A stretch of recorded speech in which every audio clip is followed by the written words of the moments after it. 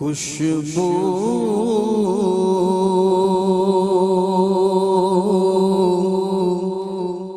ہے دو عالم میں تیری،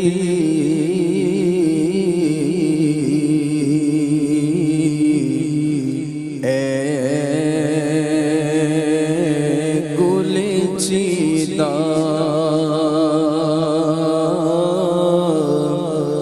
بسم اللہ الرحمن الرحیم۔ الصلاة والسلام علیک یا رسول اللہ وعلی آلک واصحابک یا حبیب اللہ۔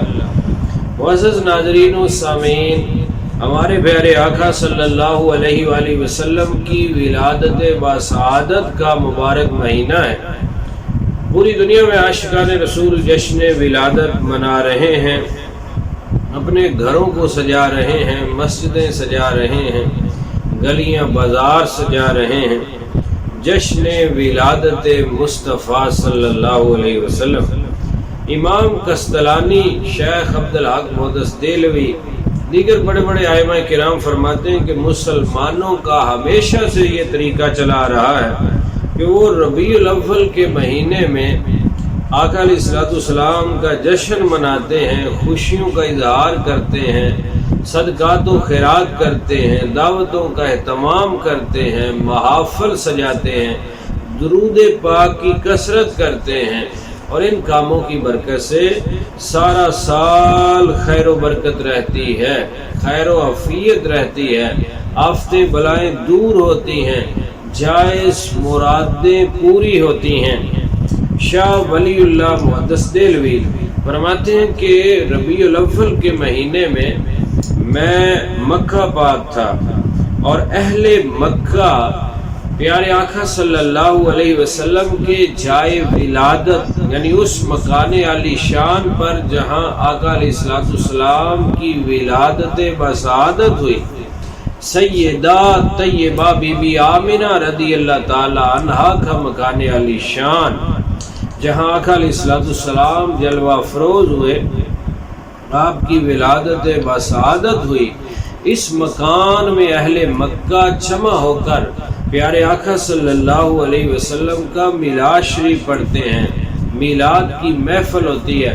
تو شاہ ولی اللہ محدث دہلوی لکھتے ہیں کہ میں بھی ربیع الاول میں وہاں مکے میں موجود تھا، تو میں اس محفل کے اندر شریک ہوا جو بی بی آمنہ سیدہ طیبہ طاہرہ رضی اللہ تعالیٰ عنہ کے مکان عالی شان میں ہو رہی تھی۔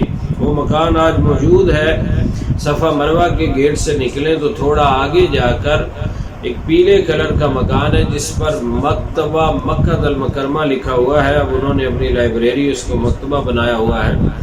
تو یہ وہی مکان ہے جو بی بی آمنہ طیبہ طاہرہ رضی اللہ تعالیٰ عنہ کا مکان عالی شان تھا، اور آقا علیہ الصلوۃ والسلام کی ولادت بسعادت ہوئی۔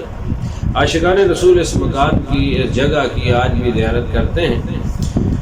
تو شاہ ولی اللہ محدث دہلوی فرماتے ہیں کہ میں بھی اس جگہ پہ محفل میلاد مصطفیٰ صلی اللہ علیہ وسلم میں شریک ہوا، تو میں نے دیکھا خواب کے اندر، نئی عالم بیداری کے اندر میں نے دیکھا کہ یہاں میلاد بیان ہو رہا ہے تو وہاں سے نور کی شعائیں آسمان تک جا رہی ہیں۔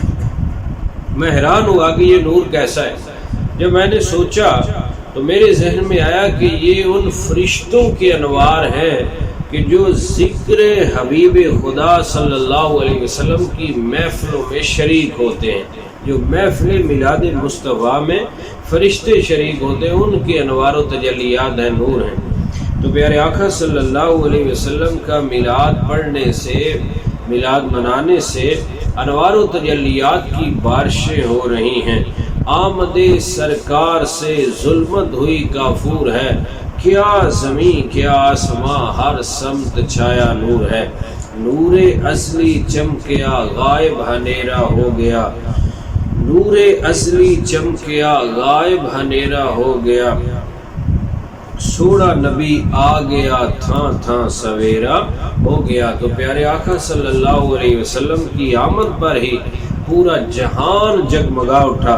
بریلی کے تاجدار عاشقوں کے امام اعلیٰ حضرت امام محمد رضا خان علیہ رحمت الرحمن کیا خوب فرماتے ہیں جن کے آنے سے روشن جہاں ہو گیا، جن کے آنے سے روشن جہاں ہو گیا،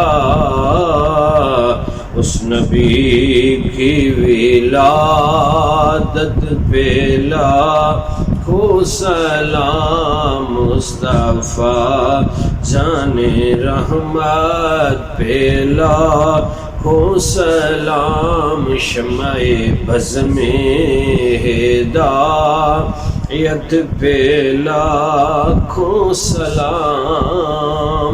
اس مکان کی تو شان ہی کیا ہے، اس جگہ کا تو مقام ہی کیا ہے۔ بریلی کے تاجدار عاشقوں کے امام اعلی حضرت امام محمد رضا خان علیہ رحمت الرحمن تو اس گھڑی پہ بھی سلام بھیج رہے ہیں جس وقت میں، جس گھڑی میں پیارے محبوب تشریف لائے۔ آپ فرماتے ہیں جی سوہانی گھڑی چمکت باکا چاند۔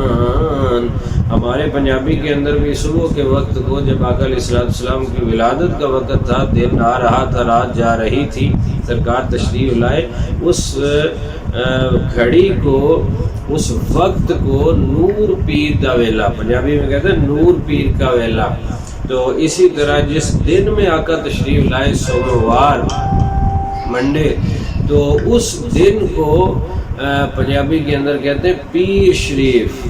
تو اعلیٰ حضرت اس گھڑی پہ سلام بھیج رہے ہیں جی سوہانی گھڑی چمکت باکا چاند، جی سوہانی گھڑی چمکت باکا چاند، اس دل افروز سات پہ لاکھوں سلام، اس دل افروز سات پہ لاکھوں سلام، مصطفیٰ جان رحمت پہ لاکھوں سلام، شمع بز میں ہدایت پہ لاکھوں سلام، مصطفیٰ جان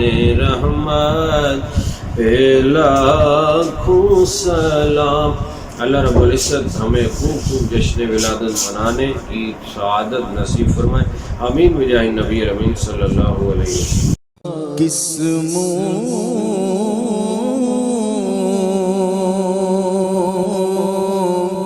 سے بیان ہو تیرے